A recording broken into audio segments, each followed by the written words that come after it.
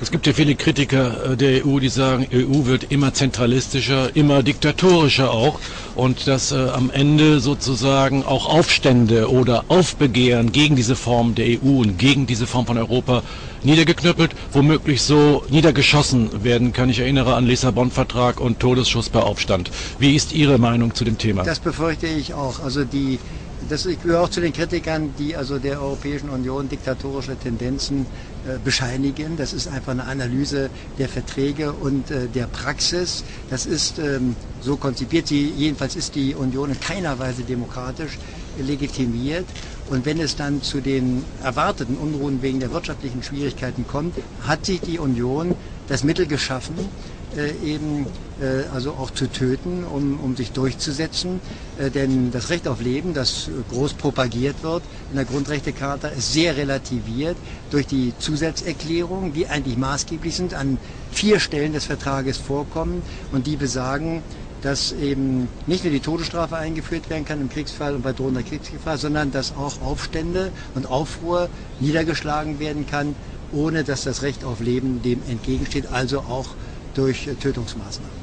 Wie erklären Sie sich denn dann als Verfassungsrechtler, dass eine solche Fassung von den Politikern in Europa überhaupt gebilligt wurde? Warum steht das da drin? Es ist unfassbar, die Hinweise auf diese Regelungen, die völlig unausweichlich sind, weil sie ja auch das maßgebliche Mitglied im Grundrechteausschuss, im Konvent, der Professor Meyer selbst zugegeben hat, und in seinem Kommentar steht es auch, wir konnten es nicht verhindern, sagt er, das ist anscheinend nicht ganz durchgedrungen bis zu den Abgeordneten, sie wollten es nicht wahrhaben, sie haben ja den Vertrag auch nie zur Kenntnis genommen, es ist einfach abgewiegelt worden, das stimmt nicht, es ist eine neue Konvention geschaffen worden, die 12.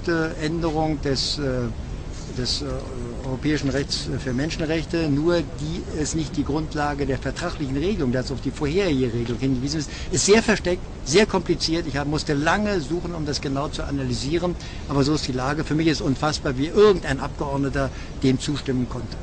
Nun sieht es ja für den Laien so aus, dass die Leute in Brüssel, die Eurokratie, die Eliten, wie man sie auch nennt, von Anfang an wussten, dass da vielleicht irgendwelche Probleme entstehen könnten, auch durch den Euro eventuell, und sich deshalb durch den Lissabon-Vertrag und den Todesschuss, salopp gesagt, schon mal abgesichert haben, damit sie das alles auch durchsetzen können, unter Gewalt und Zwang. Allemal, es werden ja auch eigenständige Polizeikräfte dafür aufgebaut. In dieser Sonderabmachung ist Deutschland noch nicht beteiligt, aber sie ist möglich durch den Lissabon-Vertrag. Andere Länder, insbesondere Griechenland, Italien, Frankreich, sind daran beteiligt, an eigenen Eingreiftruppen, also dass Polizeikräfte aus anderen Ländern irgendwo eingesetzt werden können, die ganz anders durchgreifen würden. Man arbeitet an dem Problem, denn man muss damit rechnen, dass es Unruhen geben wird, angesichts der Aspekte, die mit der Währungsunion und der Weltfinanzsituation verbunden sein werden. Also ich denke, dass viele auch denken, eine solche Situation ist sehr günstig,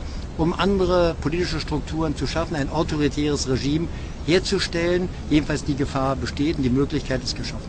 Was können wir jetzt noch tun, um das zu verhindern? Es ist nicht nur wichtig, die Prozesse zu führen, die nur ein wenig helfen können, Aufmerksamkeit erregen können und vielleicht die Speerspitze stumpf machen können. Also das heißt, das Volk muss schlicht und einfach anders wählen und gegebenenfalls auch auf die Straße gehen, um einfach eine andere Politik einzuleiten. Es geht nicht an, dass diese Parteien, die also eine klare Politik gegen die Interessen nicht nur Deutschlands machen, sondern der Völker und der Freiheit der Völker, dass die einfach ihr politisches Mandat verlieren. Das muss sein. Professor Schachtschneider, vielen Dank für dieses Gespräch. Gerne. But do you think that Brussels will like this? I mean, we have a big, huge democracy deficit there. Well, of course. I mean, look, the fundamental problem in democratic terms with the European Union has been since day one that it is the European Commission, the bureaucracy, the civil service, if you like, they're the ones that have the sole right to initiate legislation. They're the ones that have the sole ability to amend and change legislation. So, you know, you'll read in the newspapers that the European Parliament did this and the European Parliament did that. But in effect, what the European Parliament does, it does the bidding of the civil service. In a democracy, it should be the other way round. It should be parliaments that make laws and civil servants that enact laws. In Brussels, it's the other way round.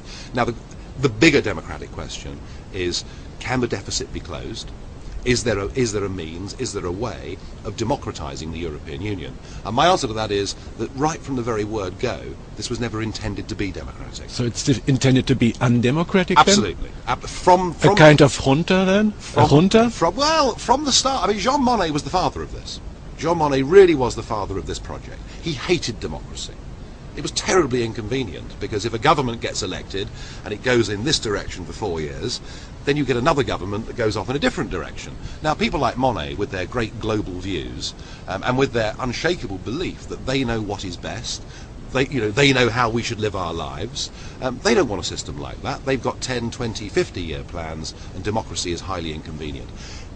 If there was anything truly democratic about this European Union, then when they drafted a constitution, that was the opportunity to make it democratic, and I challenged them all the way through. Come on, show me that you're Democrats. Make this constitution a democratic framework for a European Union, and they steadfastly refused to do so. But so far we are closer to the former socialist republic than to a democracy. Well, a great friend of mine and a man that I admire enormously is a former Soviet dissident called Vladimir Bukovsky, who now lives in Cambridge. He's been in England for about 30 years. And Vladimir spent 12 years in and out of mental institutions in the former USSR, categorized as being mad because he was opposed to the system. Interesting. I'm often called mad as well.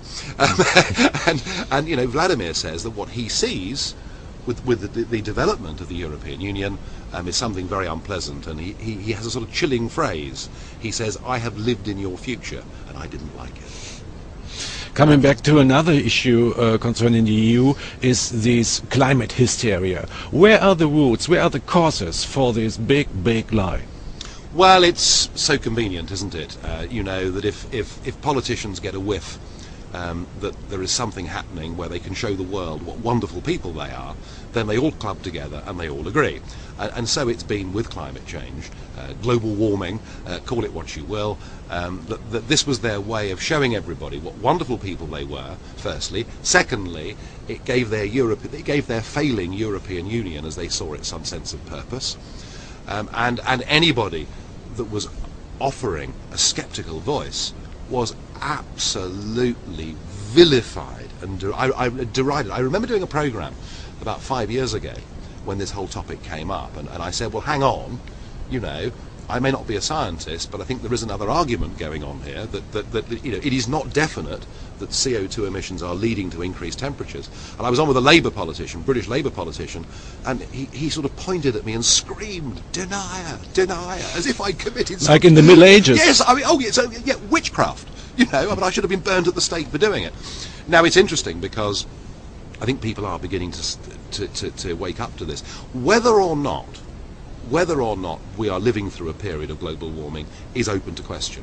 But what I am certain of is the measures we are taking, supposedly to combat climate change, are leading to yet another reduction of our democracy, are burdening the poorest people in society with unnecessary bills, and in terms of energy requirements, I mean, we're heading down a road that is absolutely mad. I mean, I'm afraid Germany caught the disease before we did. I think there are 18,000 of these disgusting wind turbines all over Germany. Well, it's all well and good when the wind blows, but what happens in February? What happens in February when it's cold and we have fog and frost and we have a big anticyclone sitting over northern Europe? Not one of them turns. Not one of them produces any electricity at all. So I'm afraid that, what we've done in the name of climate change, I think, frankly, is disastrous. Finally, your personal view on the developments in Brussels. I mean, they're sticking to their power, and I don't see any new developments in terms of a democratic development. Quite the reverse. Quite the reverse. The next development, and watch this space, because in October, Herman Van Rompuy, the President of Europe, the man who, of course, earns more than Obama, but was never elected by anybody, in October, his task force will report, and his task force is to set up a new economic governance of the European Union, and one of his plans is that if any member state breaks the rules that he sets, they will have their voting rights taken away from them.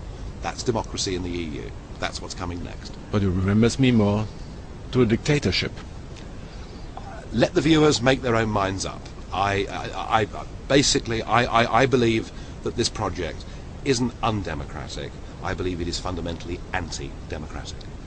But in a personal talk to me, you told me there is nevertheless some hope for the wider future. Of course there is. Look, of course there is. You know, what our career politicians are doing in all our member countries for their own self-aggrandizement, for their own careers, for their own finances, what they have done is nothing less than to betray our nations, to betray our democracies, and to do it against the tide of public opinion. The gap between the governors and the governed is now a gaping chasm, and I am an optimist. I believe that gap can be filled through peaceful and democratic means. Nigel Farage, many thanks for this interview. Thank you very much.